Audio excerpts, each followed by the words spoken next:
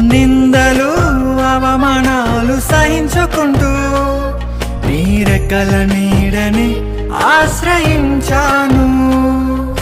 నీ వాగ్దానములను చేతపట్టి నీ ముఖముపై దృష్టి ఉంచినానయా.